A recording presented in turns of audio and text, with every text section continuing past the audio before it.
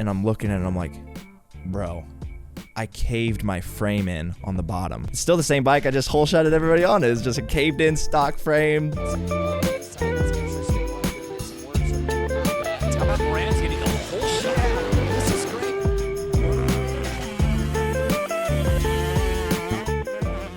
I met a gypsy. I think like with just like your progression every year in Supercross, like that's going to be your biggest payday really, is like that, doing well in that Supercross season.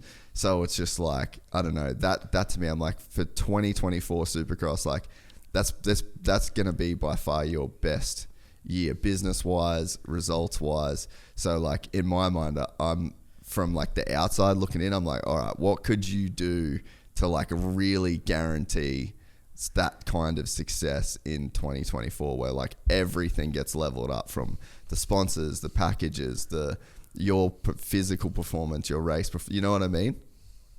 You get me amped up here, man. I'm not gonna lie. The biggest thing for me, that's the question mark, I think, for putting more focus into the 2024 season, is I'm not really sure what bike I'm going to be riding. Yeah. Because I really want to stay on KTM. However, I've never ridden the 23. I'm scared to go to the 23. I don't know why. Obviously, they struggled with it a little bit last year. They've got it figured out this year. Coop's back in the game. I don't know. And I'm just going to be super honest. Like, I'm not getting paid by KTM or anything like that. I don't know what they changed on Coop's bike to make him like it compared to a production bike, which I'm going to be on. You know what I mean? So that's what scares me, because I know it. I know the 22. I like the 22. I've got suspension for the 22. So then, like, what do? Do I try to stay on my 22s and then make a little bit more investment, maybe the suspension side, trying to get a suspension guy to the races kind of deal? Like, I've heard that somebody told me that that's kind of like what Weston Pike did when he was in his come up kind of deal. And so that's like, it's a very big question mark for me. So I don't have like a solid direction, right? Like, I'd love for Roger, one of those guys, to Ian, to be like, hey, Kev, like, I know obviously you're doing pretty good. Appreciate you always keeping honest with the KTMs like I have the last 3 years. You're doing good. You're pulling good starts. You're in the media quite a bit. Here's what we're going to do. We're going to give you 2-3 of the new bikes, a little bit of a parts allowance, and that's pretty much it kind of deal. Like, I would be pretty stoked with that, to then have the support and then, you know, be able to ask them questions, have that field of communication where I'm like, yo, I'm struggling a little bit with this. Like, what did you guys do? Like, I don't need your parts that you're not even going to want to give me, or I can't even buy if I had all the money in the world kind of deal, but like, give me some direction on what we need to do to get me as competitive on the new bike as the old bike. But I'm Kevin Moranz. I'm a one-man show to an extent. It's so terrifying for me to go then invest in that bike without knowing what I'm going to get into, knowing that I have to change so many parts, and those parts being so hard to get right now. Yeah. So that's like the biggest thing for me. So yeah, I mean, I really like that thought process, and I think at some point it's going to get there. But at the same time, it's super tough for me because like last year I did a lot of one-off events too. Like, I raced through outdoors. I did Paris Supercross. I did Red Bull Straight Rhythm, which is kind of always on my bucket list, which was really cool. So like, I had a lot going on top of building the Supercross track. And then I got, you know, I was on the 2-stroke trying to get ready for Red Bull Straight Rhythm, then came back. Then boom, we had Paris, and I was planning on doing all of my suspension testing in between Straight Rhythm and Paris. Boom, got sick as a dog for like 2.5 weeks. Left for Paris without a day on the bike in the last 3 weeks. Just raced Paris with what I had. Ended up kind of having a hand injury after that.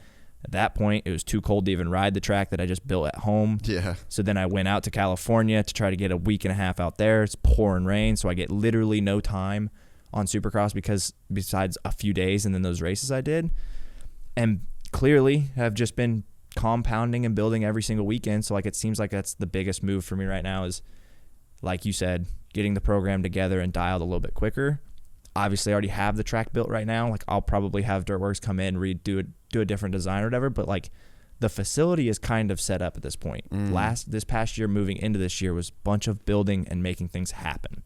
So I'm hoping I can reap the rewards of all that effort and work put in this coming year. Yeah. But yeah, the biggest thing for me right now is I just don't know what bike I'm going to be on and all the parts that change, and it's a tough move. That's why I'm kind of like holding back on the old bike right now. Well, yeah, I mean, I don't know. like I struggle to think that changing to new bikes is worth it.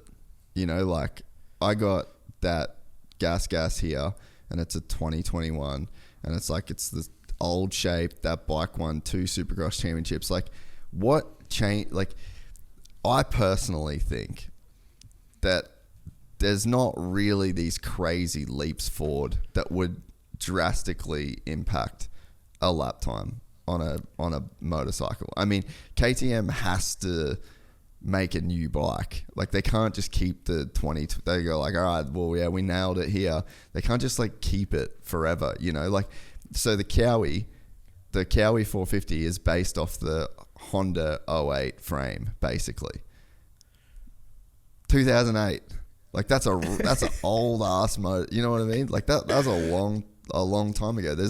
It's only a certain window that these bikes and can even operate in, and it's like, yeah, EFI, massive. Like, you cannot race a bike with a carburetor in Supercross. Like, that would be dumb.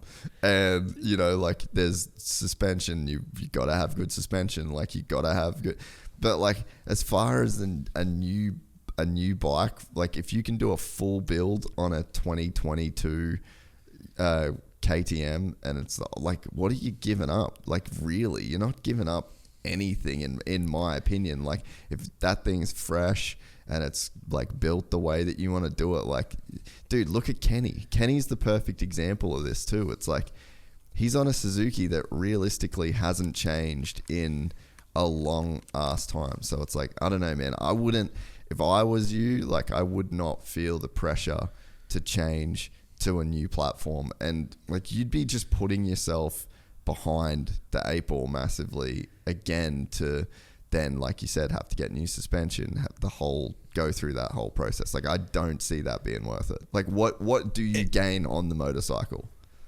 It's scary, man. And the only thing that I would forfeit, I think, which I'm not sure what the rule is to race. I think the race, you can race a 5-year-old bike to an extent. But I know KTM-wise, you can only race a 2-year-old bike to get contingency. So I would be sacrificing all my contingency. But I don't think that's a make or break thing, as long as I'm making the main events and I'm doing good otherwise. Like, as long as I'm comfortable. But why don't you go to a gas and ride a 2023 gas 450, not a 2023.5? That is a potential that I've kind of been thinking about as well. I don't know. Maybe we just need to hit up. I don't know. There comes Roger as well. You know what I mean? Hey, move me over to the gas side of things. You don't have a whole lot of people on those bikes.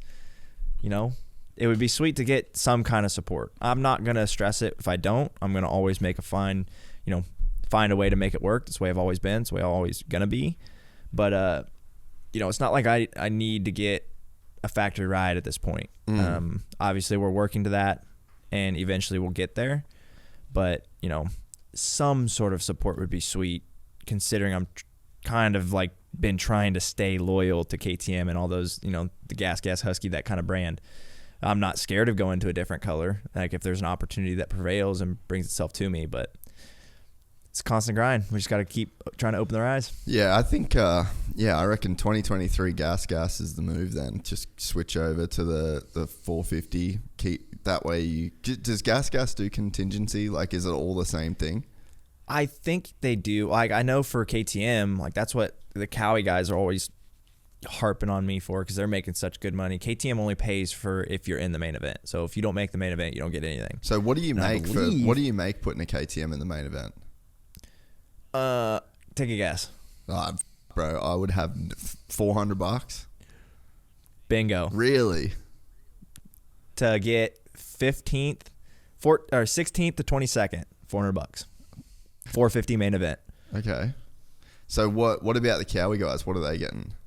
I think they get 300 for night show. I think they get like 1,000 for main, or 800 more for a main or something like that, or like $1,300 for top 15. Damn. Like, our changes. So KTM right now is 22nd to 16th in the main event. It's $400.